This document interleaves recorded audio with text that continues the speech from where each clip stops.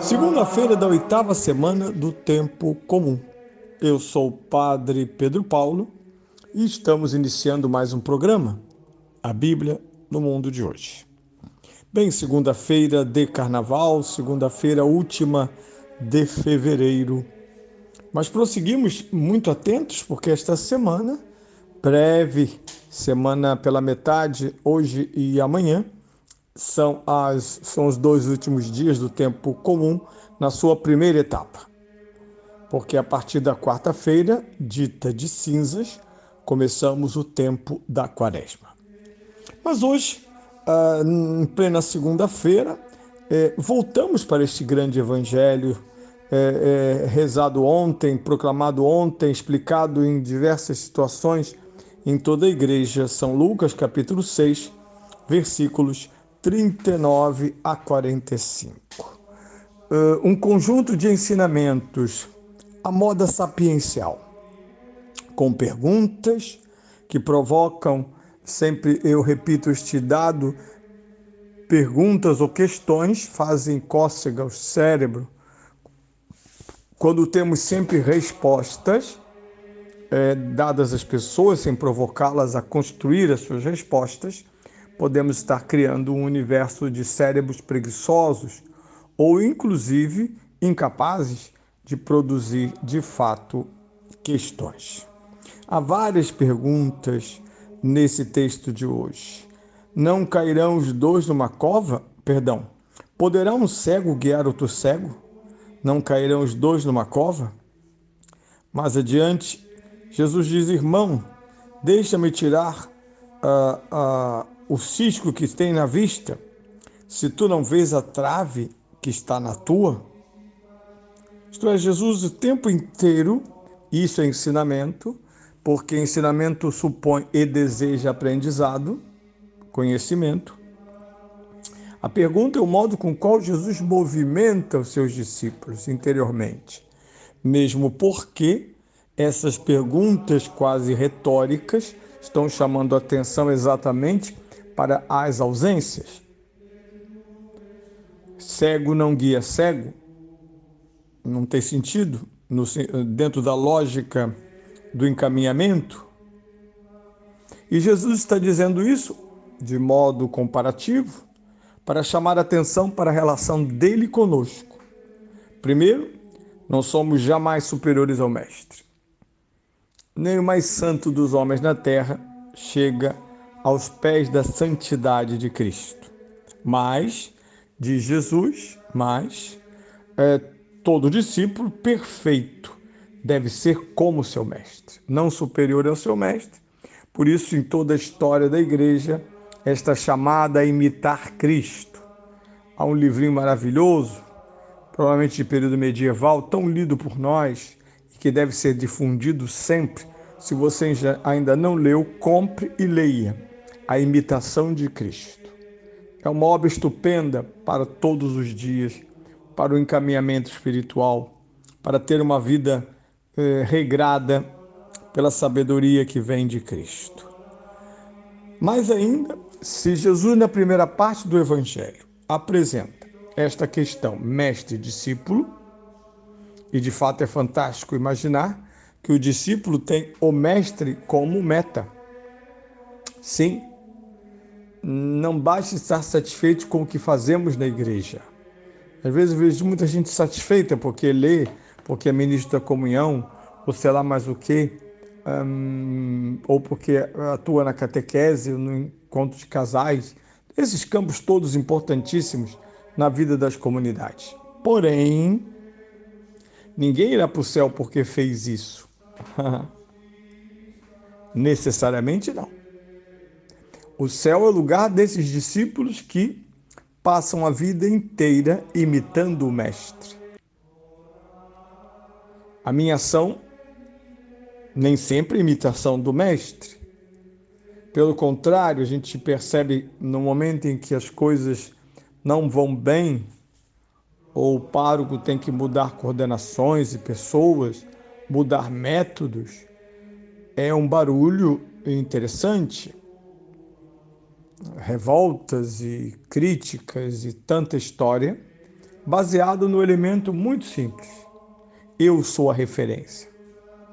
Eu fiz, eu organizei. E Jesus diz: o discípulo perfeito deverá ser como seu mestre. Portanto, a nossa existência de cristãos é uma existência que se desenvolve a partir da lógica do discipulado, de alguém que deixou tudo, ou numa lógica parabólica de Lucas se diz, aquele que encontrou um tesouro, vendeu tudo para adquirir o tesouro com grande alegria. Esse é o discípulo. E a cada palmilhar de vida, esse discípulo, por todas as situações que vive, a sua ação, o seu esforço e generosidade, e particularmente é muito marcante em nossas comunidades o testemunho de cristãos enfermos.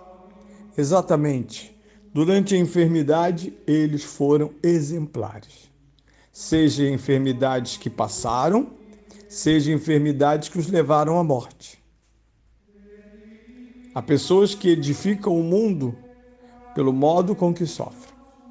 E nós sabemos que isso não está ausente de nenhuma forma, seja das Sagradas Escrituras, seja da tradição da igreja. O segundo elemento no Evangelho vem de um par a par. Se na primeira momento Jesus compara, se diz mestre e discípulo, na segunda parte ele está interessado no discípulo. Aqui ele diz teu irmão. E não titubeie nos chamar daquilo que somos, muitas vezes, hipócritas. Isto é, conseguimos criar um outdoor tão perfeito que as pessoas imaginam que somos aquilo que parecemos. Só não vale para Deus. Para Deus não há outdoor. Como Adão e Eva escondidos e nus, e a pergunta de Deus, onde estás? Ou onde estavas? Esta pergunta deflagra o fato, segundo um salmo do Saltério, que não há lugar para se esconder de Deus. Não há disfarce que o engane. Não há farsa que se passe por verdadeira.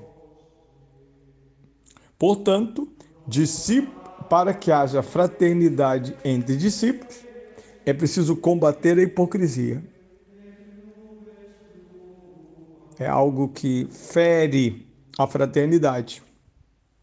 Ter pessoas hipócritas ao seu redor, que te elogiam pela frente e criticam por trás,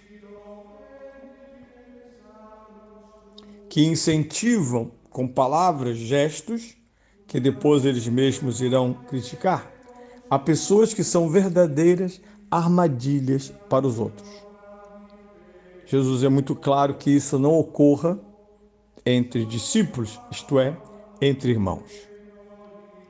Por fim, o Evangelho conclui com um ato e uma expressão de extrema sabedoria. Árvore boa, fruto bom. Árvore má, fruto mau. O homem bom tira do coração um bom tesouro. O homem mau, da sua maldade, tira o mal. Portanto, muitas vezes não são as palavras que nos devem convencer, nem as nossas, nem as dos outros, mas os frutos. Cada árvore conhece-se pelo seu fruto. experiência do campo, experiência de agricultor. Cada árvore conhece pelo seu fruto, já que o fruto é a consequência da saúde daquela árvore. À medida que aquela árvore é saudável, seus frutos são abundantes, generosos, são agradáveis. E por fim, Jesus volta a um tema que já muitas vezes utilizou conosco, pois a boca fala do que transborda o coração. Por isso vejam como é grave a hipocrisia, quando a boca, na verdade, dissimula o que há no coração. Mas é claro, na oração, não é possível dissimular o que há no coração.